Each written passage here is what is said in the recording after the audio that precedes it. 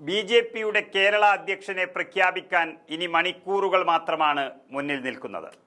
പാലക്കാട് ഉപതെരഞ്ഞെടുപ്പിലടക്കം വലിയ തോൽവി ഏറ്റുവാങ്ങിയ ബി.ജെ.പിക്ക് പുതിയ അധ്യക്ഷനെ കിട്ടിയതുകൊണ്ട് കാര്യമായി ഗുണമുണ്ടെന്നാരും വിശ്വസിക്കുന്നില്ല.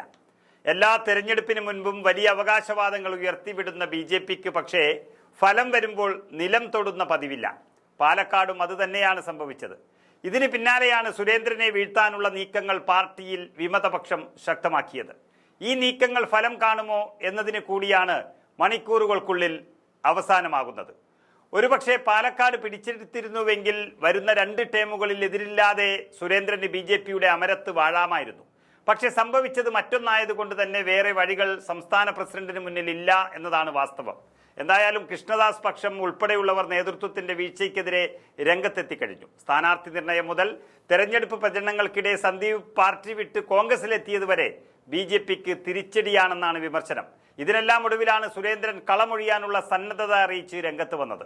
പാലക്കാട്ടെ തോൽവി അത്രമാത്രം നാണക്കേടാണ് ബി.ജെ.പിക്ക് മുന്നിൽ വച്ചിരിക്കുന്നത്.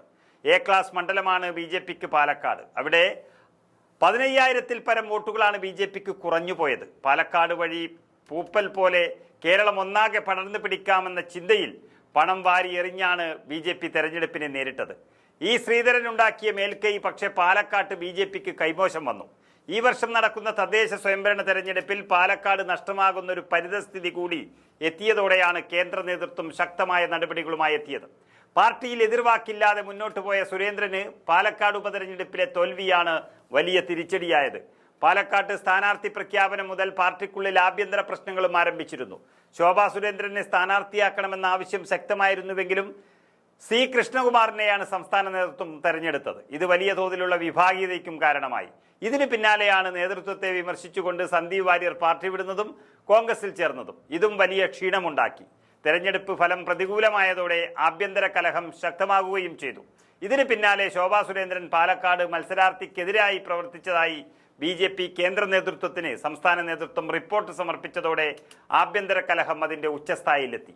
നിലവിലെ സാഹചര്യങ്ങൾ കണക്കിലെടുത്ത് കേന്ദ്രം പുതിയ സംസ്ഥാന അധ്യക്ഷനെ തീരുമാനിക്കുമെന്നാണ് സൂചനകൾ വന്നിരിക്കുന്നത്.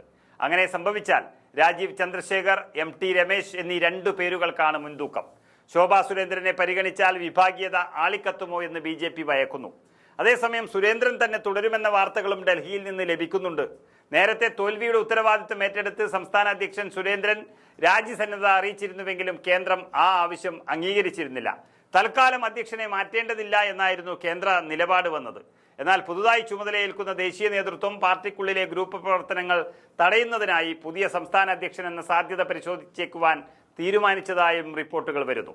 CPM-ലെ കടുത്ത വിഭാഗീയതയെ തുടർന്ന് പാർട്ടി വിട്ട മംഗലപുരം ഏരിയ സെക്രട്ടറി മധു മുല്ലശ്ശേരിയെ ബി.ജെ.പിയിലേക്ക് എത്തിക്കാൻ സാധിച്ചതടക്കമുള്ള രാഷ്ട്രീയ സാഹചര്യത്തെ മുൻനിർത്തി വിമതപക്ഷത്തെ അടിച്ചൊതുക്കാനാണ് സുരേന്ദ്രൻ നീക്കം നടത്തിയത്. ബി.ജെ.പി ദേശീയ അധ്യക്ഷന്റെയും കേരളമടക്കമുള്ള ഏതാനും സംസ്ഥാനങ്ങളുടെ അധ്യക്ഷന്മാരുടെയും കാലാവധി അവസാനിച്ച സാഹചര്യത്തിൽ സംഘടനാ തെരഞ്ഞെടുപ്പിലേക്ക് കടക്കാനിരിക്കെയാണ് പാലക്കാട്ടെ ഉപതെരഞ്ഞെടുപ്പ് പരാജയം പാർട്ടിയിലെ വിഭാഗീയത ആളിക്കത്തിച്ചത്.